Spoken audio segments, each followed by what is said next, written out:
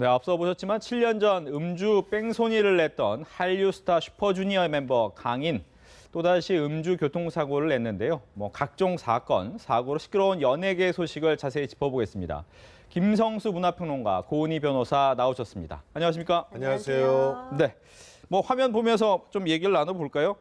보통 이제 연예계 하면 11월 괴담이 상당히 많았는데 이번에는 5월 달에 사고가 상당히 많습니다. 맨 앞에 보시면 어제 강인 슈퍼주니어의 강인 씨가 음주운전 사고를 냈고 이창명 씨 역시도 음주운전 사고, 또 성폭행 혐의를 받고 있는 개그맨 유상무 씨, 그리고 대작 의혹을 받고 있는 조영남 씨까지 벌써 5월 들어서만 4건의 연예계 사건 사고가 있었는데, 먼저 고은희 변호사께 지금 강인 씨 같은 경우 음주 사고를 냈다라고 하는데 먼저 사고를 좀 소개를 해주시죠. 네, 그렇습니다. 5월에 문제적 남자들 4분 중에 한 분, 강인 씨 같은 경우에 네.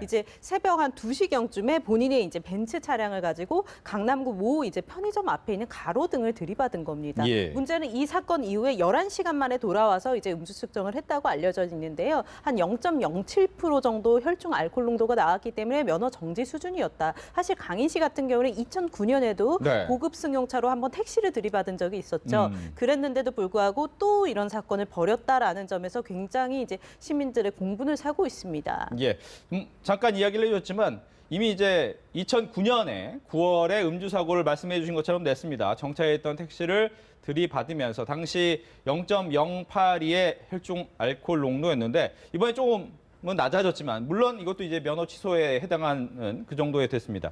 이렇게 2번 음주운전을 하게 되면 혹시 처벌이 더 가중되거나 그렇진 않습니까? 일단은 어떻습니까? 그 도로교통법에 보면은 3번부터 1년부터 3년 이내의 유기징역해서 양형 자체가 굉장히 무거워지거든요, 형량이. 네. 근데는 2번이라고 하더라도 법률 규정은 아니지만 이 법원 판사님들도 이 양형 규정 표 같은 게 있거든요. 그거를 보면은 동종점거가 있으면은 가중처벌한다라는 규정이 있기 때문에 가중처벌이 될 것 같고요. 사실 가로등을 받았기에 다행인 거지. 네. 저렇게 위험하게 술을 취한 모습으로 일반 시민을 들이받았다면 이거는 굉장히 큰 사고가 될 수 있었기 때문에 그렇죠. 음주를 하고서는 운전을 한다는 건 흉기를 들고 다니는 것과 정말 똑같을 수 있기 때문에 주의를 하셔야 됩니다. 네, 김성수 평론가께 질문을 드리면 네. 지금 슈퍼주니어 하면 또 한류의 상당히 선두주자였지 않습니까? 그렇죠. 그동안 문제가 된 몇 분 때문에 완전체로 활동하지는 또 못했었는데 예. 이번 이 일을 보면서 또 어떻게 보면 또 4년 전에 했는데 이 일을 또 반복할 수 있을까라는 생각도 듭니다. 어떻게 보셔요? 그렇습니다.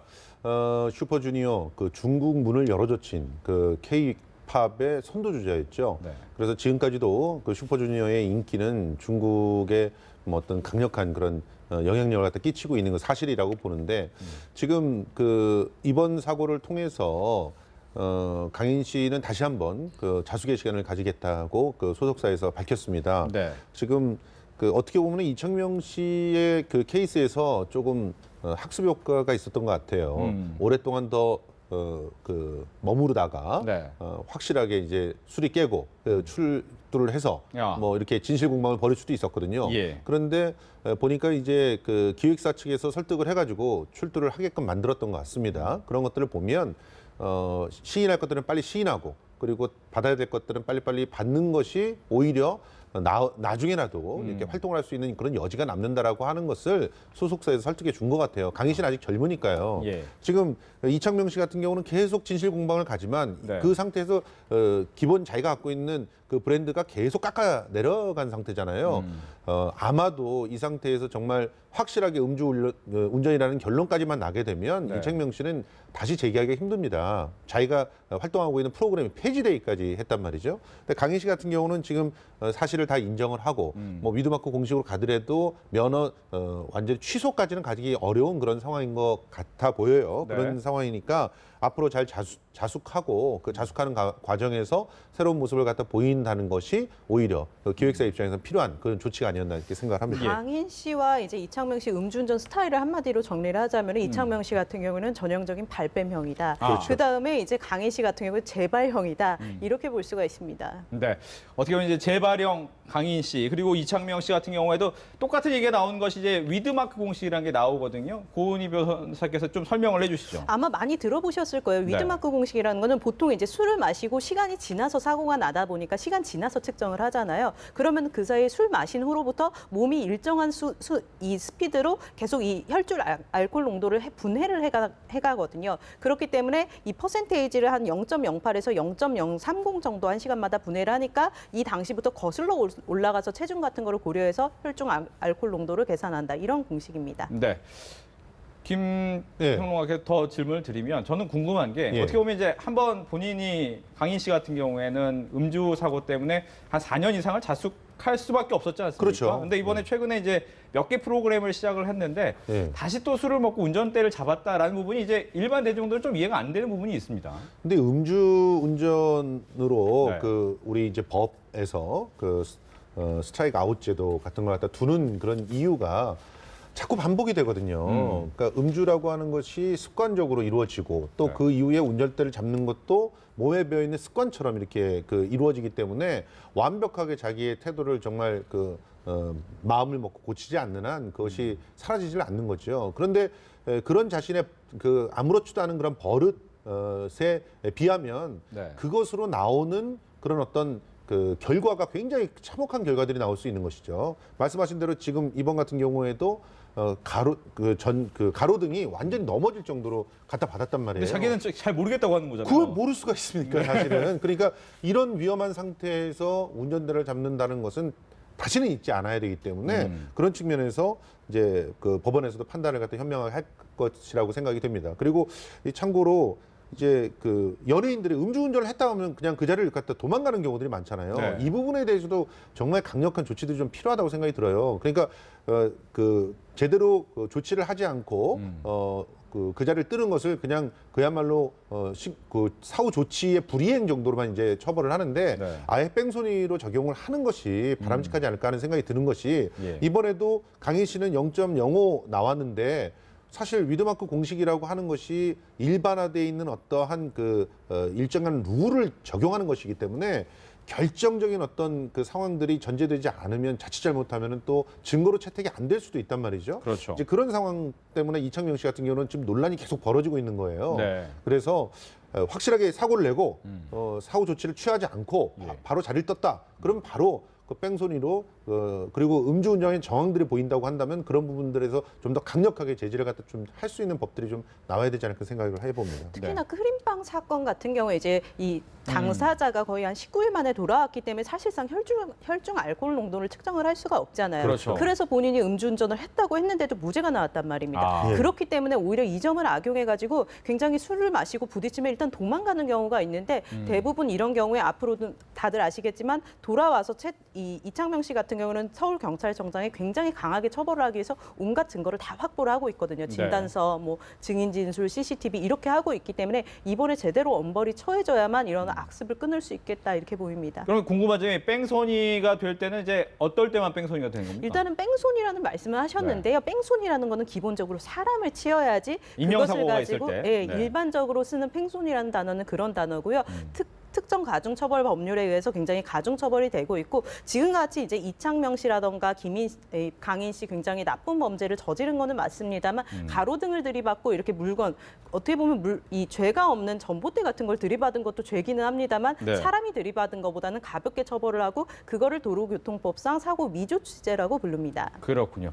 뭐 지금 다시 이창명 씨 얘기도 나오는데 지금 응급실 기록이 나오면서 아까 강인 씨는 이제 가로등을 들이받았다면 이제 전봇대를 들이받았다 이렇게 얘기를 하고 자신은 이제 소주 2병을 마셨다라고 이제 의사와 대화했던 내용을 그렇죠. 이제 경찰이 찾아냈던 부분이죠. 이 부분도 좀 잠깐 얘기를 해볼까요? 그렇습니다. 워낙에 이창명 씨가 좀 굉장히 강하게 발뺌을 하고 있잖아요. 그러다 보니까는 경찰이나 국민에게 괘씸죄가 지금 붙은 가중처벌이 된 상황이거든요. 네. 그러다 보니까는 굉장히 증거를 확보를 해야 되는데 그러면 이제 병원 진단서를 확인해 보니까는 자동차로 뭐 전봇대 들여받았다, 소주 2병 마셨다, 가로하고 환자 진술이라고 써 있어요. 보통의 이제 진단 진단서를 보면은 가로하고 환자 말을 그대로 쓰고 환자 진술이라고 쓰는 경우가 많거든요. 네. 그래서 이 부분 같은 경우는 굉장히 강력한 증거로 인정이 될 것 같고요. 또 본인이 이제 당시에 그 지금 보시면 알겠지만 대리운전 이용 확인서도 지금 확인이 되었어요. 예. 거기에 보면은 한 밤 10시 58분에 접수를 했고 사고 시간이 밤 11시 20분이거든요. 그리고 도착 장소가 이창명 씨 집 쪽인 동으로 기재가 되어 있습니다. 그래서 술 취하고 본인이 대리운전이 아니라 옆 사람 걸 부른 거라고 하는데 사실상 본인이 부른 것으로 볼 수 있는 거 아니냐. 이 정도면 음주운전 거의 입증이 거의 할 만한 걸 다 하지 않았냐. 경찰에선 지금 이런 입장입니다. 네. 그런데 지금 이창명 씨는 병원의 진술도 자기가 그렇게 하지 않았다고 얘기하고 있어요. 아. 그러니까 계속 진실 공방으로 몰아가고 있는데 예. 그래서 좀 더 확실한 더 직접적인 증거, 가령 뭐 그런 그 진술들을 했었을 때 CCTV라든가 이런 것으로 확실하게 기록이 남아 있다든가 네. 뭐 음성까지 녹취가 돼 있다든가 이런 것들이 좀 나와줘야 되는데 이제 그게 없다고 생각을 하니까 자꾸 거짓말을 더 하는 거거든요. 네. 그러니까 이 부분에 대해서도 또 그 이창명 씨의 입장에서 본다면 굉장히 또 자기는 억울하다는 거거든요. 그런 얘기를 한 적도 없는데 기록도 있다 그러고 이러니까 그래서 그 좀 더 우리가 이제 음주운전에 대해서는 예. 어떤 증거를 보존하거나 확보하는 그런 그 기술들이나 이런 것들도 더 보완이 돼야 되지 않을까 하는 생각들도 하고요. 가령 그런 형태가 있을 때는 병원에서 진술을 할 때 그걸 반드시 의무적으로 녹취를 하게 하거나 뭐 이런 조치를 취하게 하는 것도 하나의 방법이라고 생각이 됩니다. 네. 보면 이제 이 관련된 얘기지만 아까도 계속 나왔던 얘기가 이제 무조건 사고 내고는 사라졌다가 20시간 있다가 이제 나타나서 해봤더니 뭐 조금 마신 것 같긴 한데 명확하지 않다 이런 얘기 나오고 여기서도 이제 음주운전 사고 내고 사라졌단 말이죠. 보통 이렇게 사라질 때 연예인들 같은 경우에는 뭐 매니저나 아니면 소속사에 연락을 아예 안 합니까? 어떻습니까? 하죠. 하긴 합니까? 예, 연락을 하기 때문에 지금 현재 이창명 씨 같은 경우도 지인들과 주고받은 그 카톡이라든가 이런 부분들을 갖다 경찰이 들여다보고 거기서 유의미한 어떤 증거들이 나오게끔 그렇게 기대를 하고 있는 것이고 네. 실제로 그 권상우 씨 같은 경우는 사실은 소속사에서 많이 이렇게 그 보호를 하면서 예. 결과로 음주운전에서 무죄가 나왔단 말이에요. 이제 이런 부분들이 선례가 돼가지고 자꾸 어떻게 보면 지금 문제가 생겼다. 네. 그러면 아주 긴밀하게 흔적이 남지 않게 소속사와 연락을 하고 그 자리를 뜨는 그런 형태가 반복되고 있는 것이죠. 근데 요새는 정말 CCTV랑 차마다 블랙박스가 있어가지고 그렇죠. 웬만하면은 다 검거가 되고 드러납니다. 그러니까는 빨리 이렇게 뭐 자백을 하시는 게 좋고요. 그렇죠. 저는 이제 이 2014년에 노홍철 씨도 굉장히 이제 발뺌형의 대표적인 인물이었는데 그때 당시에 나 와인 딱 한 잔 했다 교통사고 나고서는 그리고 나 이 호흡기 아니다 이 피 체열해가지고 혈액 측정해라라고 했는데 면허 취소 수준의 알코올 수준이 나오면서 굉장히 이제 국민의 공분을 샀던 예가 있거든요. 네. 그래서 연예인들도 지금처럼 예전에는 뭐 잡히면 일단 도망가고 보고 이런 경우가 많았지만 앞으로도 이제 정말 평생 연예계를 떠나실 것이 아니라면 솔직하게 말씀을 하시고 대응을 하는 것이 좋다고 보입니다. 네. 김성수 평론가님, 예. 어떻게 보면 지금 이 음주운전을 한 연예인들 많습니다. 물론 일반인들도 많겠죠. 하지만 되고 나서 한 4년, 몇 년 자숙하면 다시 또 TV 나오고 사람들이 거기에 대해서 좀 너무 빨리 잊어먹는 것은 아닌가, 빨리 용서해 주는 것은 아닌가 이런 생각도 드는 부분이 있습니다. 이 부분 어떻게 보시는지요? 연예인들은 그 방송에 출연하는 것 자체가 직업이지 않습니까? 네. 근데 그런 직업 자체를 박탈하는 그런 기간이 3년, 4년 가는 거예요. 그러니까 뭐 예를 들어서 뭐 그 음주운전으로 무슨 큰 사고를 냈다고 해서 그 사람이 운전을 직업으로 갖고 있다고 운전을 전혀 면허만 풀리면 나올 수 있는 거 아닙니까? 그러니까 그런 것에 비해서 연예인들이 뭐 굉장히 과하다. 그러니까 뭐 그 연예인들만 너무 봐주는 거 아니냐 이런 식의 얘기들은 뭐 그 지금 현재 상황은 적절한 것 같지는 않습니다. 그런데 연예인들은 굉장히 강한 영향력을 갖고 있거든요. 네. 유명인이기 때문에 특히나 청소년들한테 큰 영향력을 갖고 있는 강인 씨 같은 경우는 더더욱 그렇지 않습니까? 그러니까 그런 형태라면은 그 직업이 갖고 있는 특수성이 있기 때문에 네. 일정한 자숙 시간을 갖다가 좀 정하는 것이 좋다고 보고요. 실제로 지금 현재 3년에서 4년 정도의 자숙 기간들을 일반적으로 적절한 수준이라고 보는 것 같습니다. 저는 개인적으로 이 연예인들보다도 훨씬 더 강력한 그런 어떤 영향력을 갖고 있는 사람들이 또 있어요. 직업으로 따지면 뭐 정치인들이라든가 고위직 공무원들이라든가 뭐 법관이라든가 이런 분들인데 이런 분들에 대한 음주운전과 그 이후의 조치는 오히려 훨씬 더 가볍습니다. 이것도 심각한 문제라고 생각이 들어요. 그러니까 어떻게 보면은 사회 전반적으로 어떤 직업을 그리고 또 그 직업의 영향력을 고려하면서 적절한 자숙이라든가 혹은 그 조치라든가 법적인 어떤 대응이라든가 이런 것들이 좀 있어야 되지는 않나 하는 생각들도 해봅니다. 네.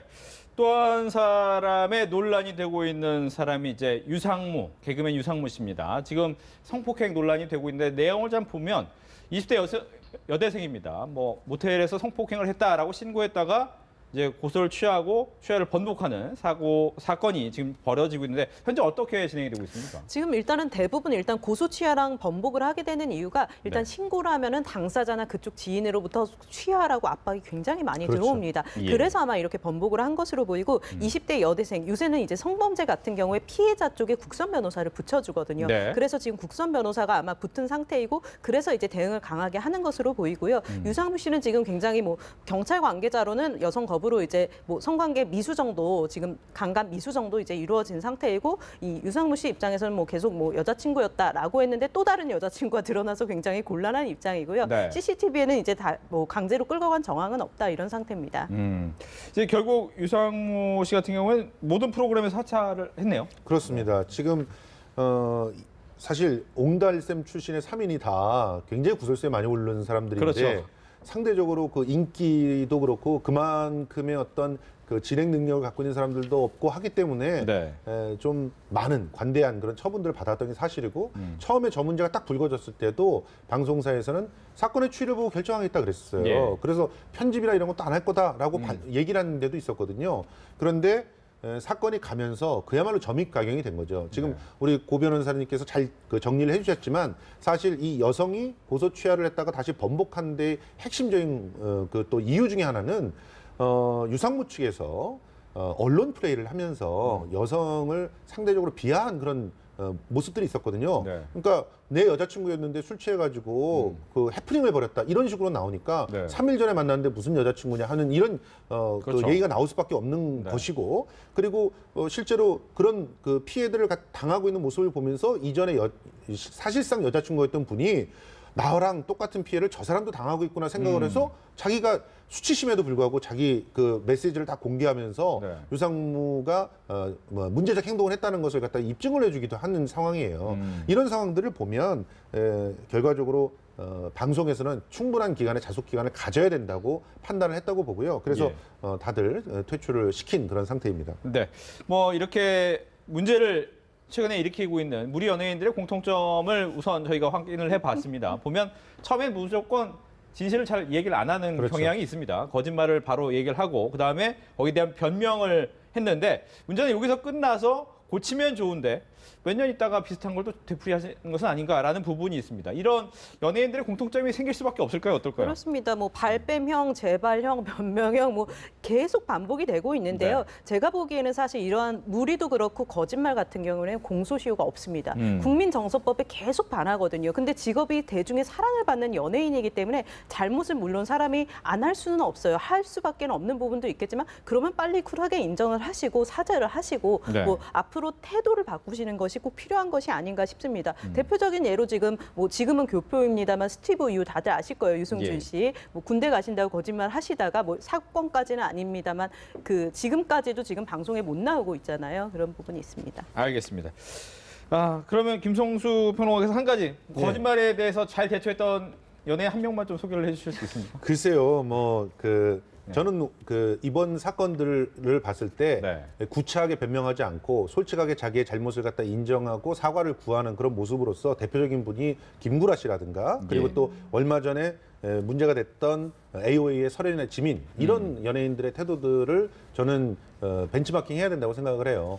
자, 분명히 설현이나 지민 같은 경우 아직까지도 악플들이 좀 달리고 있습니다만 그런 것들이 여성 혐오적인 컨텐츠와 좀 밀접하다라고 하면서 사실 건전한 상식을 갖고 있는 사람들은 오히려 설현이나 지민들을 갖다 옹호하는 그런 입장으로 바뀌잖아요. 왜냐하면 자기들이 잘못했다, 자기들이 알지 못했고 누구 뭐 제작진이 잘못했다, 편집이 악의적이었다 이런 얘기 전혀 안 하고 잘못했다라고 하는 얘기를 계속 하고 있단 말이에요. 이런 그 솔직 담백한 태도가 굉장히 필요할 거라고 보고 네. 대개 보면은 예전까지는 소속사에서도 잘못을 이렇게 바로 시인하지 않는 경우들이 많았어요.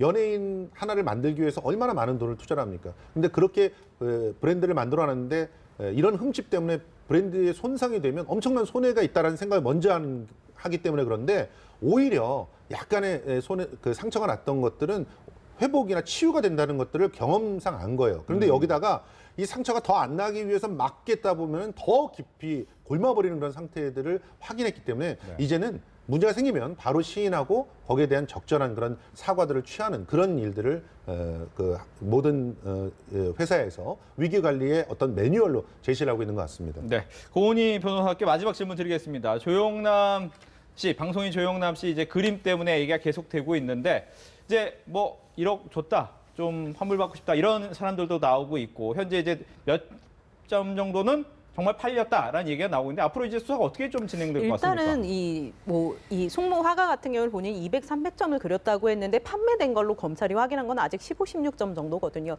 근데 대부분 이걸 기소하는 데는 문제가 없을 거예요. 왜냐하면은 전시만 됐다고 하더라도 팔리지 않았어도 사기 미수는 충분히 성립을 할 수 있거든요. 네. 그래서 이 부분 아마 판매까지 확인이 된다면은 사기로 더 처벌하기가 좋을 것이고 그다음에 문제는 매매자, 이 매니저랑 그다음에 송모 작가랑 주고받은 메시지가 공개가 됐잖아요. 뭐 20호 하나 해주세요. 그렇기 때문에 혹시라도 매니저와 같이 공범까지 성립할 가능성이 있다. 이런 부분을 수사에 초점으로 두고 있는 겁니다. 알겠습니다. 이렇게 해서 5월을 시끄럽게 달구었던 연예계 소식에 대해서 두 분과 함께 이야기 나눠봤습니다. 오늘 얘기 잘 들었습니다. 고맙습니다.